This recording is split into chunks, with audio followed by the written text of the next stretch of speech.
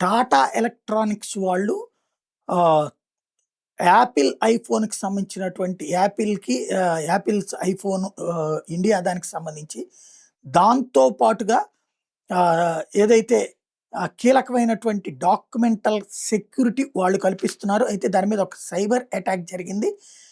ఒక group world leaks వాళ్ళు ఒక పోస్ట్ చేసుకొచ్చారు. 2,04,000 డాక్యుమెంట్స్ టోటల్‌గా 630 గిగాబైట్‌లకి సంబంధించినటువంటి డాక్యుమెంట్స్ మా దగ్గర అందినాయి అన్నటువంటి విషయాన్ని మేము హ్యాక్ చేసి సంపాదించామని చెప్పారు. ఇప్పుడు వి రివ్యూడ్ ద లీక్.